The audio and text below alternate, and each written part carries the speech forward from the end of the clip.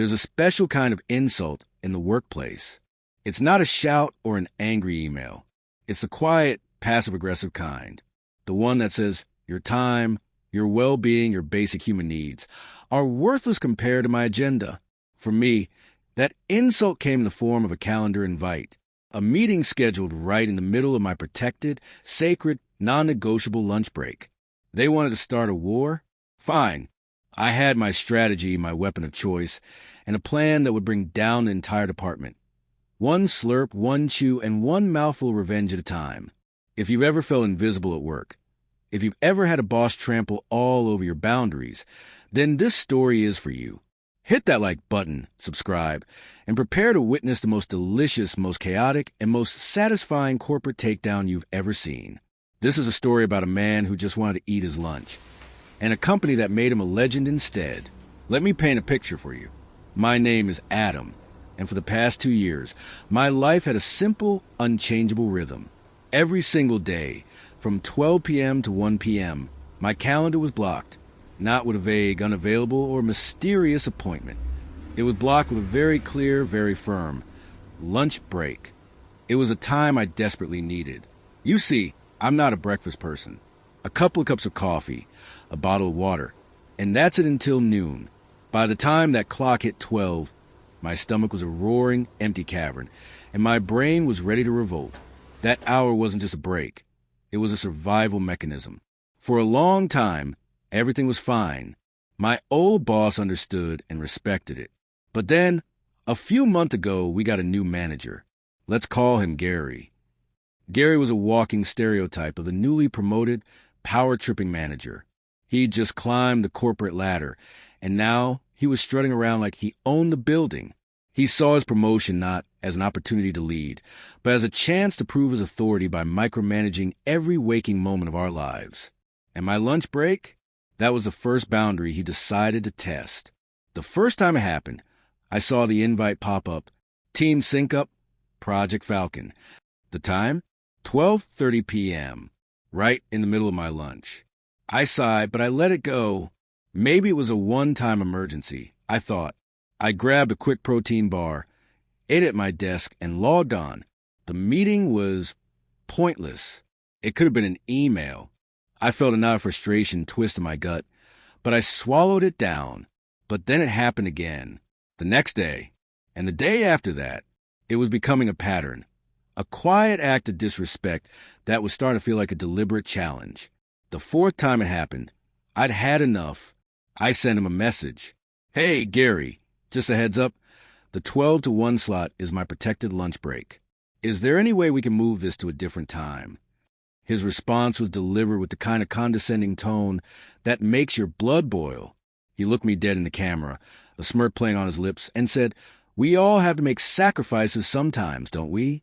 That was the moment, the line in the sand. He wasn't asking me for a favor. He was telling me my needs didn't matter.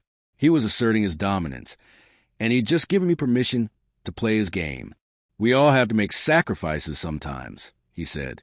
Oh, Gary, you have no idea what sacrifices I'm about to make for you. That night, I went grocery shopping with a new mission. This wasn't about lunch anymore. It was about theatrical performance. The next morning, I carefully prepped my props.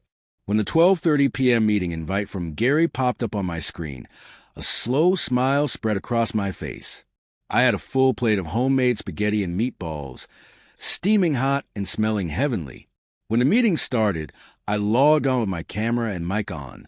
No headset, no mute button. I wanted him to hear everything. I started twirling the spaghetti, lifting it high, and slurping it down with the kind of gusto reserved for an old Italian film. The meatballs were a challenge, but I managed, occasionally giving a thumbs up to a teammate who was trying to stifle a laugh. My chewing was loud, unapologetic, and frankly, a bit gross. I could see Gary's face from the corner of my eye.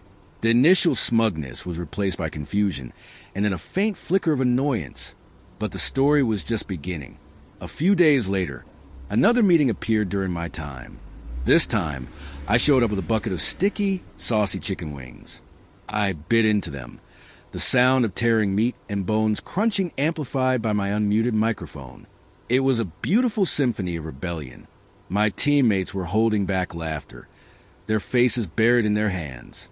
Gary, however, was not amused. He looked like he was about to explode. The week went on like this. The last meeting was on Thursday. He called it an urgent update. I, in turn, called an excuse to bring out a whole pizza.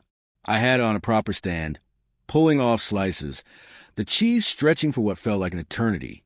Each bite was a silent, cheesy foo. Finally, he couldn't take it anymore. The meeting was about to end, and he looked at me, his face a mask of barely contained rage. He said, "Do you have to eat during the meeting?"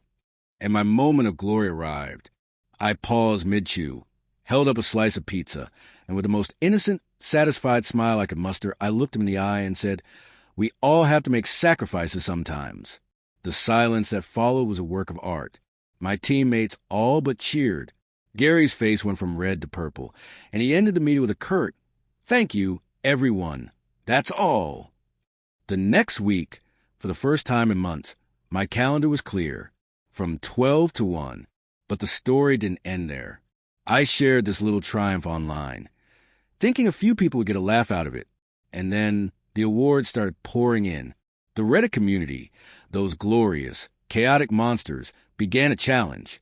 And I, being a man of my word, had to follow through. The first award? I promised something crunchy. So the next lunch hour meeting, if it ever happened, would be a symphony of crunching chips. But they kept coming. Fourth award? Sushi and miso soup with dramatic slurping. Fifth? Crab legs. Oh, the clacking of the shell crackers, the sweet, tender meat being pulled out. It escalated quickly. A fondue pot. I'm melting cheese live on camera during a budget review. A tomahawk steak. I'm literally carving it with a knife like a cooking show, all while someone is talking about sales projections. Then came the rotisserie chicken. A whole chicken, spinning on a spin in the background as I screamed about burned-down charts. My coworkers were cheering me on in the chat. HR was just watching, utterly fascinated. But the chaos truly peaked when the Reddit community gave me the final challenge, a miniature hibachi grill. I logged into the next meeting, wearing a full hibachi chef's outfit. There were onion volcanoes. There was fire. Then came the brisket on a backyard barbecue smoker. I was giving sprint updates in a bathrobe, wielding meat tongs. And then a full-blown human-sized sashimi boat, complete with dry ice and a decorative koi fountain, portable pizza ovens, a towering seafood platter, and finally, a whole bluefin tuna, carved by a hired professional chef behind me. My co-workers were no longer just watching. They were actively invested. My boss, Gary, could only stare in a mixture of horror and awe. My rebellion had gone from a petty act of defiance to a live-streamed cinematic event. It had become a legend. Climactic revenge. The final meeting was the grand finale. I had a full-scale conveyor-belt sushi system looping around my home office. Every Jira ticket update I gave was accompanied by a new plate of tuna or tamago rolling by. Gary logged in, his face defeated. He didn't even try to fight it anymore. He just watched, his shoulders slumped, as I gave my retros and haiku while the office cat rode the conveyor belt like a king. The power had completely shifted. He had tried to take away my time, my dignity, and my quiet moment of peace. But in doing so, he had unleashed an unstoppable force of nature. He had created a monster who would not just eat his lunch, but who would turn lunch into a weapon, a spectacle, and a hilarious, unforgettable act of revenge. I didn't need to quit. I didn't need to get him fired. The point had been made. His petty power move was now the butt of a very, very public joke. My revenge wasn't quiet and subtle. It was loud, delicious, and seen by thousands. In the end, it was never just about a lunch break. It was about respect. It was about knowing your worth and not letting anyone, especially a power-tripping boss, tell you your time doesn't matter. And sometimes, the best way to get that message across isn't with a stern word, but with a full plate of spaghetti and a complete disregard for corporate decorum. If this story gave you a much-needed taste of justice, smash that like button and let me know in the comments. What's the most satisfying revenge you've ever pulled off? And of course, Subscribe for more incredible stories like this one.